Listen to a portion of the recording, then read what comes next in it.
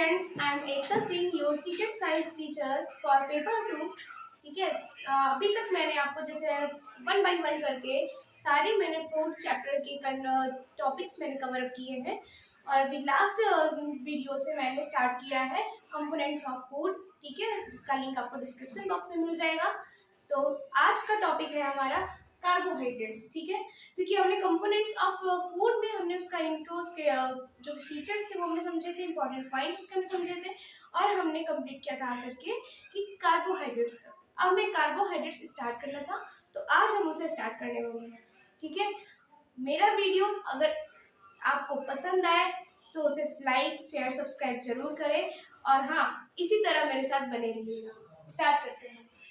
आज का हमारा टॉपिक है कार्बोहाइड्रेट्स। कार्बोहाइड्रेट्स में हम जाने उसके सबसे पहले की पॉइंट्स कि उसके बारे में है क्या, intro of the carbohydrates. Okay, carbohydrates are compounds of carbon, hydrogen and oxygen. ठीक है, कार्बोहाइड्रेट्स क्या होते हैं? यौगिक होते हैं कार्बन के, हाइड्रोजन के और ऑक्सीजन के। ठीक है, सेकेंड हमारा पॉइंट है 1 gram carbohydrates equal to 4 kilo calorie of energy. जब 1 ग्राम हमारा कार्बोहाइड्रेट होता है वो किसके इक्वल होता है?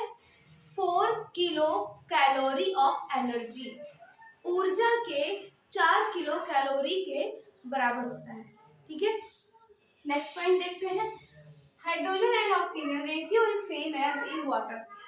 कि वाटर में जो रेशियो हाइड्रोजन और ऑक्सीजन का होता है वही रेशियो हाइड्रोजन और ऑक्सीजन का कार्बोहाइड्रेट्स में भी देखने को मिलता है। ठीक है, इस बात को हम जरा यहाँ पर अच्छे से समझ लेते हैं। देखिए, कार्बोहाइड्रेट्स जो है इसका जो केमिकल फॉर्मूला होता है वो इस पर बेस्ड होता है, CN means number of molecules. ठीक है, और H2, क्योंकि H2 क्यों? क्योंकि H हाइड्रोजन का फॉर्मूला ही हमारा H2 होता है। ठीक है, H2 और ON। ठीक है, यहाँ पर हम O को भी N लेते हैं, मतलब सिंगल मॉलिक्यूल ही लेते हैं, लेकिन हाइड्रोजन को हम 2 से मल्टीप्लाई करते हैं। ठीक है, तो इसीलिए आपने ग्लूकोज का फॉर्मूला पढ़ा होगा, आपको भी याद होगा, C6 होता है, H12 हो जाता है। क्यों? क्योंकि होता यहाँ पे, मतलब अगर हम इसका जब केमिकल स्ट्रक्चर पूरा पढ़ते हैं ना तो वहां से समझ में आता है, तो ये 6 into 2 हो जाता है। ठीक है, तो ये यहाँ पर 6 into 2 हो जाएगा, जैसी बात है 12 आ जाएगा, और O6 आ जाता है। ठीक है, सॉरी मैंने आज 0 लिख दिया बाय मिस्टेक, O6 आ जाता है। तो ये इस हिसाब से अगर यहाँ हम रेशियो देखें इसका हाइड्रोजन और ऑक्सीजन का, तो क्या है?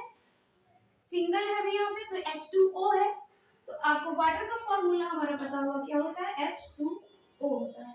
तो हम कह सकते हैं ना कि यहाँ पर हाइड्रोजन और ऑक्सीजन का जो रेशियो वाटर में होता है वही रेशियो हमारा कार्बोहाइड्रेट्स में भी मिलता है। ठीक है, ये जो मैंने केमिकल स्ट्रक्चर अभी आपको केमिकल फॉर्मूला बताया, ये केमिकल फॉर्मूला हमारा ग्लूकोज का है। ये केमिकल फॉर्मूला हमारा ग्लूकोज का है, और ग्लूकोज हमारा जो कार्बोहाइड्रेट है वो एक मोनोसैकेराइड टाइप का कार्बोहाइड्रेट होता है। देख लीजिए, ये मैंने यहाँ पर अभी नीचे लिखा हुआ है, मैं अभी यहाँ पर पूरा नीचे तक एक्सप्लेन करूंगी यहाँ पे। ठीक है, तो अब हम आगे चलते हैं नेक्स्ट पॉइंट की तरफ। अभी तक हमने समझा कार्बोहाइड्रेट्स कंपाउंड्स होते हैं, यौगिक होते हैं, किसके? कार्बन, हाइड्रोजन और ऑक्सीजन के। नेक्स्ट पॉइंट में हमने समझा कि 1 ग्राम कार्बोहाइड्रेट्स क्या होते हैं? 4 किलो कैलोरी ऑफ एनर्जी के इक्वल होते हैं। ठीक है, नेक्स्ट पॉइंट हमने समझा कि कार्बोहाइड्रेट्स में जो हाइड्रोजन और ऑक्सीजन का रेशियो होता है वो वाटर के हाइड्रोजन और ऑक्सीजन के रेशियो के इक्वल होता है, सेम होता है। ठीक है, अब नेक्स्ट पॉइंट में हम समझने वाले हैं carbohydrates are present in food. हम सभी को पता है कार्बोहाइड्रेट्स हमें कहाँ पर मिलते हैं? फूड में मिलता है। जैसे बात, हम जिस फूड को खाते हैं उसमें हमें कार्बोहाइड्रेट्स मिलते हैं हमारी बॉडी के न्यूट्रिएंट्स के लिए, क्योंकि कार्बोहाइड्रेट क्या है? हमारी बॉडी के लिए हमारी बॉडी में एक मैक्रो न्यूट्रिएंट्स है, जो कि हमने लास्ट वीडियो में बहुत ही अच्छे से समझा था। ठीक है, present in food in the form of soluble sugars and insoluble starches. ठीक है, अब जैसे हमें दिक्कत ये आती है ना कि हम हिंदी मीडियम से हैं, तो हमें इतना इंग्लिश के वर्ड्स की हैबिट नहीं होती है, पता होता है, पर कोई नहीं, मैं यहाँ पे एक्सप्लेन करती हूँ। Carbohydrates are present in food. भोजन में हमें कार्बोहाइड्रेट्स उपस्थित मिलते हैं हमारे in the form of soluble sugars. किसके रूप में हमको मिलते हैं? भोजन में हमारे कार्बोहाइड्रेट्स उपस्थित तो हैं, दो फॉर्म में, दो रूपों में, ठीक है। पहली फॉर्म क्या होती है, सॉल्यूबल शुगर्स, यानी कि घुलनशील शर्करा, ठीक है। शुगर को हम हिंदी में कहते हैं शर्करा, सॉल्यूबल को हम हिंदी में कहते हैं घुलनशील, यानी कि जो आसानी से घुल सके, ठीक है। ऐसी शर्करा यानी soluble sugars and insoluble starches, यानी कि अघुलनशील मंड, स्टार्चेस को हम हिंदी में मंड कहते हैं। मैं यहाँ पर लिख दे रही हूँ, अघुलनशील मंड, ठीक है।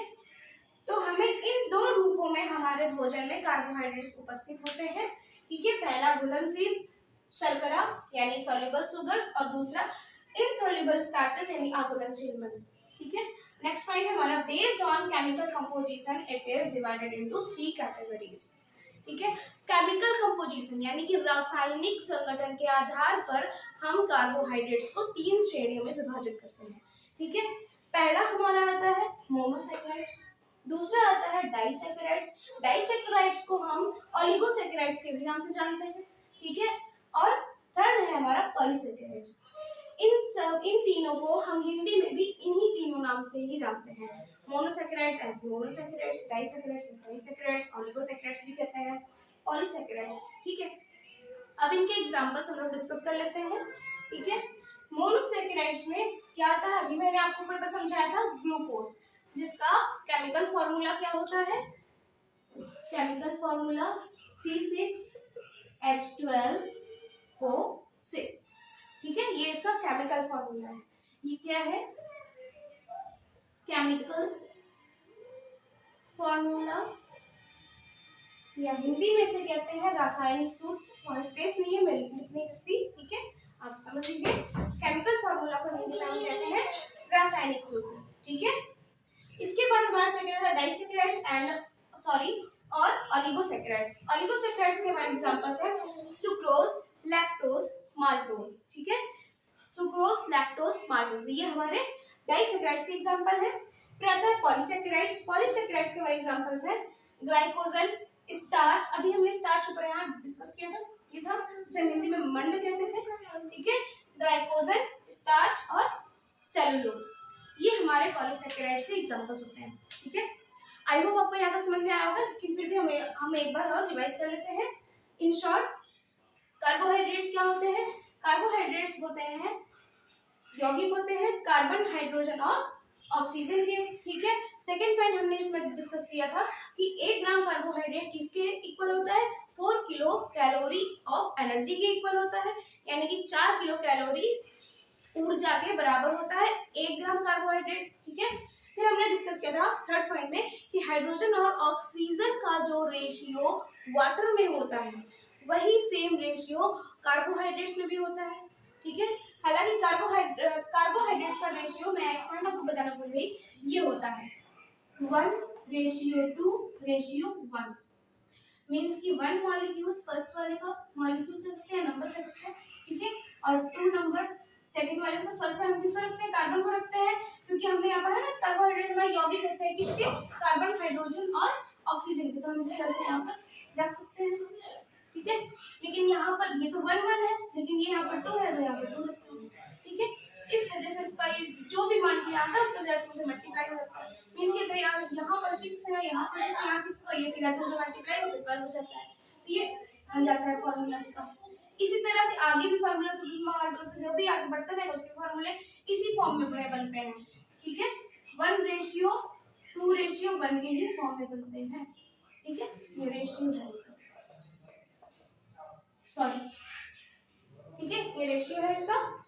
इसके बाद फिर हमने यहाँ पे डिस्कस किया था most carbohydrates are consumed as substances for energy production, कि बहुत से अधिकांशतः जो कार्बोहाइड्रेट्स हैं उनका यूज होता है ज्यादातर किसको बनाने के लिए, सब्सटेंसेस फॉर एनर्जी प्रोडक्शन, ऊर्जा का उत्पादन करने के लिए इनका ज्यादा से ज्यादा यूज किया जाता है, ठीक है। मतलब कि पदार्थ के रूप में यूज करते हैं हम कार्बोहाइड्रेट्स का, ऐसे पदार्थ के रूप में यूज करते हैं जो क्या करता है, ज्यादा से ज्यादा ऊर्जा उत्पादन करता है, एनर्जी प्रोडक्शन करता है, ठीक है। उसके बाद हमने डिस्कस किया था carbohydrates are present in food, हमारे भोजन में कार्बोहाइड्रेट्स उपस्थित होते हैं किस रूप में, घुलनशील शर्करा और अघुलनशील पिंड के रूप में, soluble sugars and insoluble starches के रूप में।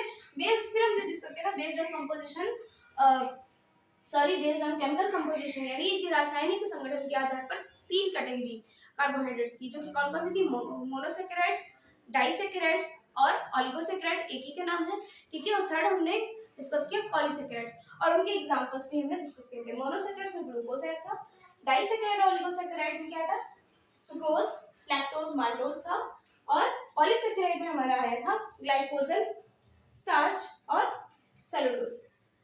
तो आज के वीडियो के लिए यहीं तक। कल हम लोग नेक्स्ट टॉपिक में हम इनकी फंक्शनिंग अच्छे से पढ़ने वाले हैं, कार्बोहाइड्रेट्स के कार्य पढ़ने वाले हैं, इन एक एक के बारे में हम डिस्कस करेंगे, ठीक है। तो अगर आपको मेरा वीडियो आज का पूरा एक्सप्लेनिंग समझ आया हो तो प्लीज मेरे इस वीडियो को अपना प्यार भरा लाइक देना ना भूलें और कमेंट बॉक्स में अपना फीडबैक देना बिल्कुल ना भूलें, क्योंकि उसी से तो मुझे डेडिकेशन मिलती है कि मुझे आगे के वीडियोस भी बनाने हैं, ठीक है। तो मेरे चैनल को सब्सक्राइब करें, मेरे आने वाली हर वीडियो की नोटिफिकेशन आप तक सबसे पहले पहुंच सके। तो आज के लिए इतना ही, धन्यवाद।